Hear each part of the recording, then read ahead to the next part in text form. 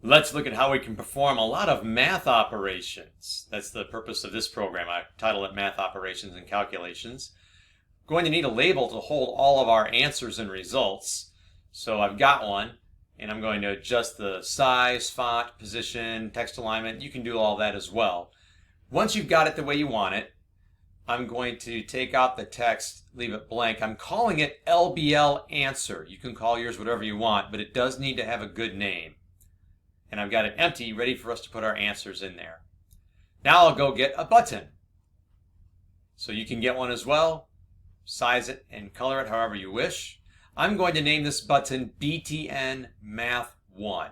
Could have named it BTN Math 0.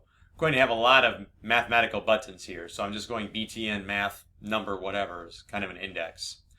I'm going to change the text to a very simple mathematical process to be taken care of. I'm going to have 8 minus 3 plus 7, just a basic math expression. Visual C# does know the order of operations. This should give us 8 minus 3 is 5 plus 7 is 12. Let's see if we can program this to happen. I'm going to declare a variable, int, which is short for integer. Everything going on here is going to be an integer, so I'll use int, and I'm going to call my variable answer. Instead of x or y or z, I can give it a great name because it's going to be an answer. An answer is going to equal the mathematical expression we put into the text. For me, it was 8 minus 3 plus 7. Remember, this is an assignment on line 23. We take what's on the right-hand side and assign it to the left. It does make a difference. It's not an equation. If I try to go the other way and do 8 minus 3 plus 7 equals answer, that's not going to work out. Visual C# tells us it's expecting in an assignment statement a variable or a property or an indexer on the left-hand side, not a mathematical expression. We always take the right-hand side and assign it to the left. We want to display our answer, so LBL answer.text equals answer. But there's an issue here. Answer is an int, it's numeric, and the .text property is a string. So we've got to convert this to a string. And we'll go .toString. We've got to put parentheses after this, which may seem like a pain, but it's a method, so it needs it, and it's going to be handy a little later on. Now, after all that work, our program should do all the adding and subtracting for us. So I'll click on the button and get the answer 12, just as we were expecting. Let's use some multiplication in our next example. I'm going to copy and paste this button and give it the name BTN Math 2.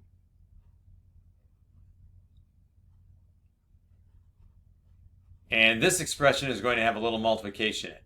2 plus 4 times 6. You can have something like that. Once again, we do know the order of operations would be 4 times 6 is 24 plus 2 is 26.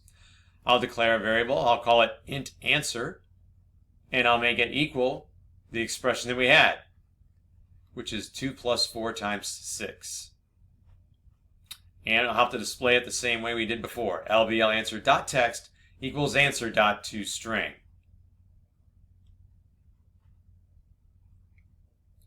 And again, we're expecting the value 26 to show up as our final result.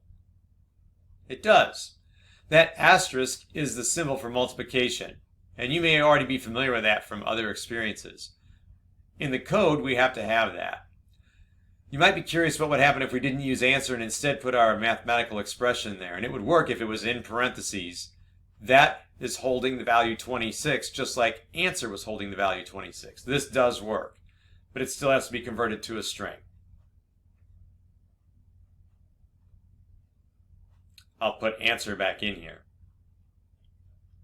Now, maybe in your text you would rather have a big X instead of that asterisk. That's okay. What's in the text is not in the code. That's not what's performing the mathematical operation. We'll still get the answer of 26. The users see an X in that text for the button, but the code still has that asterisk we need on line 30. And that's what makes the actual calculation happen. So if you put everything in parentheses with no operation in between, we know that that's supposed to be multiplying. But the reason it works is because in our code we have an asterisk. You have to explicitly put the asterisk in when you want to multiply. Next, I'll subtract some numbers that have decimals inside of them that are not integers. So you can pick out whatever you want for BTN Math 3.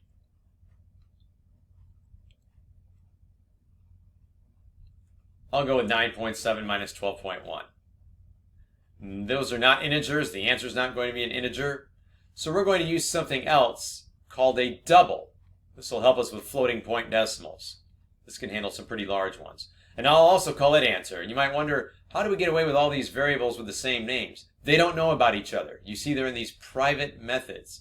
They have no idea that all those other identifiers with the same name exist. It's totally legal when they're private like that.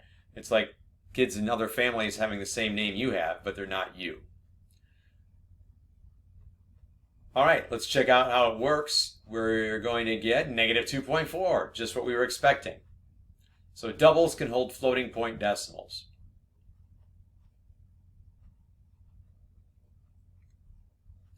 Well, we haven't touched division yet.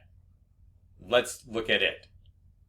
So for BTN Math 4, I'm going to create a division problem. And I'm going to use two numbers that don't divide nicely, not horribly. I'm going to use, let's see, 34 divided by 5. I know the answer to that is 6.8. 5 goes into 34 6 times with a remainder of 4, or 0.8. So I'll go to coding it now, and I'm dividing two integers, so let's go with int answer. And you might think that'll be a problem because the answer should be 6.8.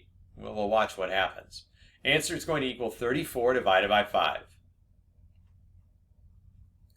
And I'll display it in the label.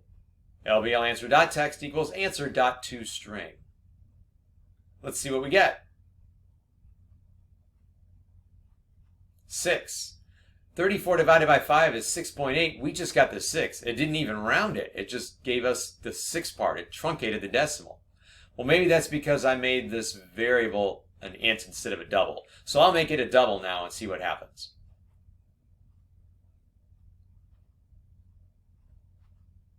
The result is still 6. Here's how come. When we divide two integers, the answer will always be an integer. I'll say it again. Dividing two integers will always result in an integer answer. That might seem like a pain right now, or that people at Microsoft don't know what they're doing. It actually is going to work out all right. Well, what are we going to do about this? If either one of these, the divisor or the dividend, has a double, then the answer will be a double. So if I make 34 34.0, that is a double, and now I get a double result, 6.8. I could have put the 0.0 on the 5, or put it on both, and then I get a double for a result, and that's what's going to be displayed. Well, let's check out another interesting thing that can happen division-wise. BTN Math 5, I'm going to use, again, two numbers that don't divide nicely. I'll use 87 divided by 9. I'm going to get a repeating decimal here. You might want to see if you can get a repeating decimal as well by dividing by 3 or 9 or 11 or 13 or 17. I'll have double answer. Then I'm going to declare a couple of other variables as integers. Int x equals 87. And I'll have int y equal 9. The values that I had on that text for this button. And I want to divide x by y and put the resultant answer. So answer is going to equal x divided by y. Perfectly legal move to make. And I'll display the result in LBLAnswer.text. Make sure it's a capital T. You've probably got a good idea what's going to happen. 87 divided by 9, 9 goes in there 9 times with a remainder of 6, so it's 9 2/3. But that's not what we got. We just got a 9. Anytime you divide two integers, you're going to get an integer result. What am I going to do? I don't have actual number values here. Maybe I put a 0.0 on the x? No, that doesn't make any sense at all. We're going to do something called casting. It doesn't matter which one we do this to, or do both.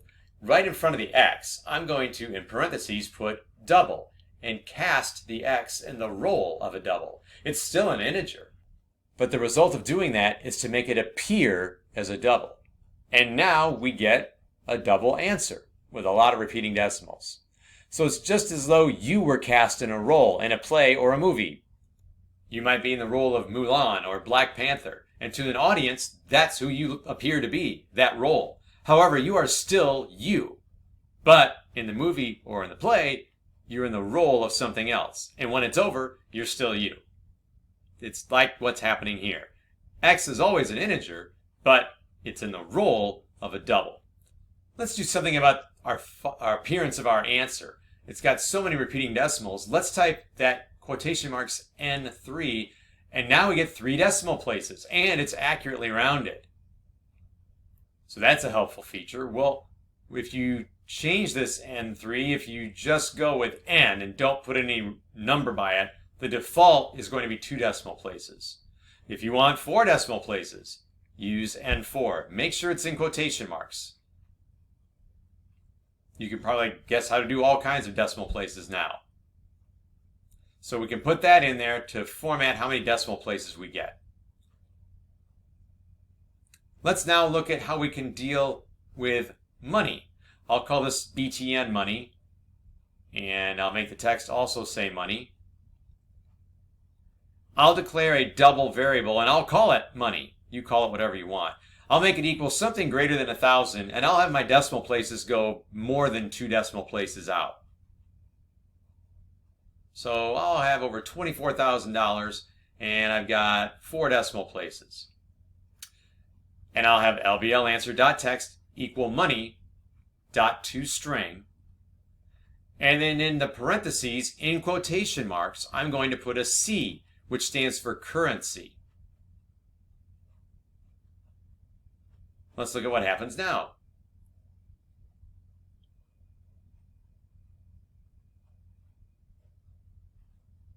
There. I had to make my label a little wider, but there's a $sign and it's even got commas. There are ways to get other currencies of the world as well. Remember, there's a lot of people on this planet besides those living in the United States. Let's also check out percent. I have no idea why I put LBL percent. That is a terrible mistake on my part, and I didn't notice it until I was putting down this audio track. Should be BTN percent. So I'm going to go double test score equals 45.0 divided by 49. Whatever you want to do, I would have this so it ends up being a value under 100%, but make one of those a double. So that's why I put the 0.0 on one of them. And I'll have test score.toString. And let's just watch what happens with this if I just display the result. I get a crazy long decimal, and you know that that probably should be 91.8% or something like that, whatever we want it to be. So I'm going to put it in these parentheses, in quotation marks, P. That's going to help format this as a percent. By default, we get 2 decimal places. It moves the decimal for us, those 2 places, and puts a percent sign on the end. A lot of helpful action. If you want more or less decimal places, you can use a number after the P. So if I go with the P1, this will just give me 1 decimal place. But again, notice it also moved the decimal for us. So again, C for currency, P for percent, N and a digit to follow how many decimal places you would want. Make sure those, what we call arguments, go in quotation marks in the parentheses.